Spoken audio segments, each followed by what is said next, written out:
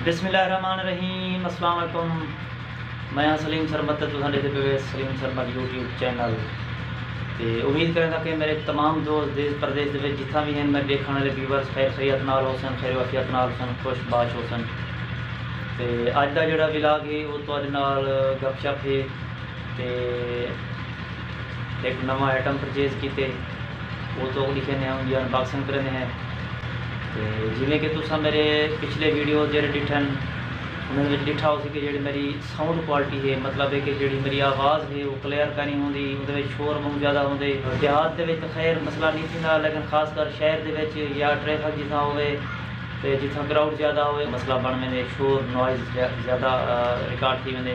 लेकिन ये तो पहले मेरी तमाम दोस्तों तो गुजारिश है कि जेड़े सारे यूट्यूब चैनल पर पहली दफ़ा आए बैठन या जिन्हें जब तक सारा चैनल सब्सक्राइब का नहीं किया तो उन्होंने गुजारिश है कि सारे यूट्यूब चैनल सलीम सरमत को सब्सक्राइब करके उठे बेल आइकन को भी ऑल पे सेट करके सारे नाल जुड़े रह करो, सारे वीडियोज़ लिखे करो, मुकम्मल लिखे करो, पूरे लिखे करो और अपनी दोस्ताना बरादराना राय भी दी करो, सब मशवरा भी दिता करो।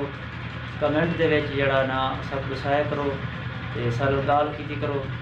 तो सारे कने कुछ सवाल हो वो पूछ सको यूट्यूब के हवाले नाल, फेसबुक के हवाले नाल, या वैसे तुसा साल गपशप लाना चाहते हो तो सारे तुसा यूट्यूब चैनल सलीम सरमत उत्ते वीडियो उत्ते कमेंट कर सको।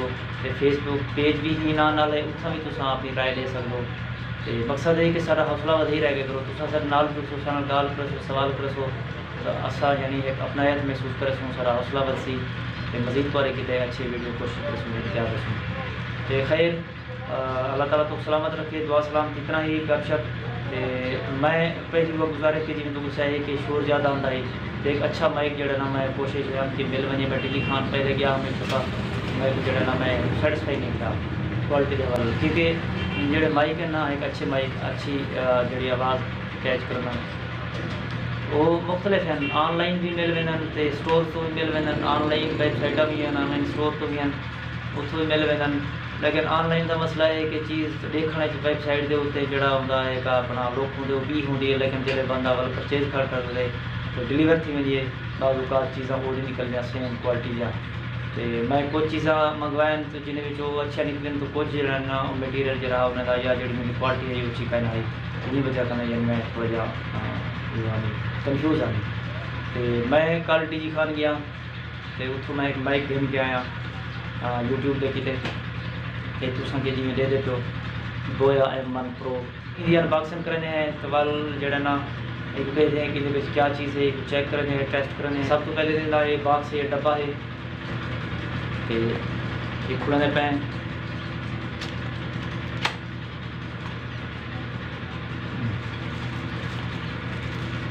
सब तो पहले जी चीज़ निकती है डब्बे के वो एक छोटा पैकेट है तो उन्हें मुख्तलिफ चीज़ा हैं। तो ये एक जड़ा ना ये पेन है ये मेरे ख्याल कैमरे को लगती है। तो ब्याह है कि छोटा सेल है जड़ा बाइक के इस्तेमाल थी ने। तो ये है कि जड़ा ना पाउच फोन जड़ा अगो बाइक के लगते इन चीज़ें साइड कर रखते हैं तो बल खुलने हैं अपना बाइक फोन बाकी चीज़ा लेते हैं क्या है। अच्छा ये एक पाउच है यानी एक डब्बी है मेरे ख्याल लैदर टाइप की है। तो ये माइक बोया था ये बोया था माइक तो अंदर इन्हें कंपोनेंट्स हैं यानी असैम्बली जी है इनके अंदर है। तो इतना दो बटन लगे हुए हैं फीचर्स हैं यानी कैमरे के कीते या कैमरा मोड या स्मार्टफोन मोड तो उन चीज़ के कीते है। ये है पेन जी मोबाइल लगती है तो ये है इनका माइक तो उन्हें नाल जी क्लिप लगी रखो। ये जरा पाउच है ये इतना इस्तेमाल थी इवें थी गया वल अगर तुसा को कैमरे इस्तेमाल करना हो तो वल ये जी पेन है ये इंदे अपना अंदर ले सो एक अटैच करे सो तो वल। लेकिन असा चूँकि मोबाइल से इस्तेमाल करने तो हूँ एक जड़ा ना ये खुलने हैं तो इनका जड़ा ना ये पार्ट खुल लेंगे तो इनके जिमें तुम लेते हो इतना सैल लगते सैल लेंदा पे इतना जमा मनफी दे हैं सैल लग गए तो हूँ बंद करने हैं तो हुण ही करन है आवाज़ चेक। ये हुण तणी जी वीडियो चलती पी है या जी आवाज़ तुम सुनते पे रिकॉर्डिंग थी पी है बगैर माइक के थी पी है यानी मोबाइल का माइक इस्तेमाल करना पे। तो हुण ये चेक करने असां बोया M1 Pro जी व्यूअर्स। ये पिन मैं जड़ा इहदे अंदर ला दी मोबाइल दे ते ये जड़ा जी तुसा हुण दसे सो चेक करे सो कि आवाज़ किवें है क्वालिटी आवाज़ की तकरीबन मेरे ख्याल काफ़ी फर्क आवाज़ दे विच पै गया उसी शोर वगैरह दे विच।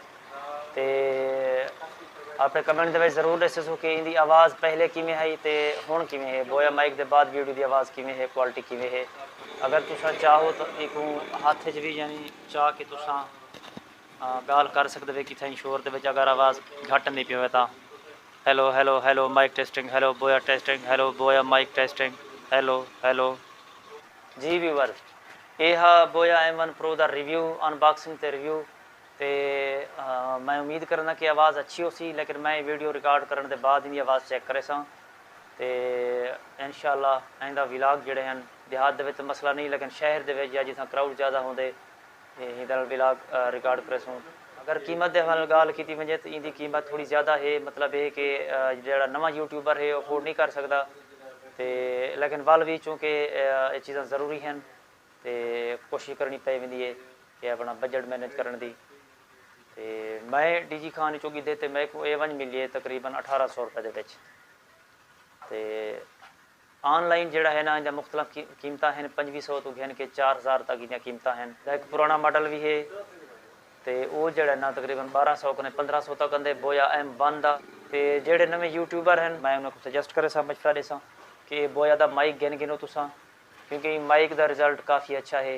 तो ओरिजिनल अगर तुसा गिनना चाहो तो वो तो आपको जोड़ा ना बोया दी ऑनलाइन स्टोर तो ऑनलाइन वैबसाइट तो मिल वैसी तो बाकी जोड़े ना ये हैं फास्ट कापी तो मतलब है केरल की मिलती चीज़ है उनमें भी होंगी है लेकिन अच्छा रिजल्ट होने का। बाकी तुम्हारी मर्जी है तुसा जेरा गिनना चाहो तो वायरलेस भी मिल वेंदे बगैर तार दे बगैर वायर दे उनका कोई झंझट नहीं होता लेकिन जरा महंगे होंगे। तो असा चूँकि सारा एक अपना नवा सैटअप है तो इतना बजट जोड़ा ना सारे कने कहनी कि असा वायरलेस अपना कि वायरलेस माइक गिनूँ तकरीबन वो 4000 कने 10,000 तक अच्छा एक माइक मिल वेंदे वायरलेस। तो अज का वीडियो इतना ही। मेरे तमाम दोस्तों को अल्लाह ताला सलामत रखे तो जितना ही वे शाद आबाद रहो तो मिलते हैं इंशाअल्लाह नेक्स्ट वीडियो। अल्लाह हाफिज़।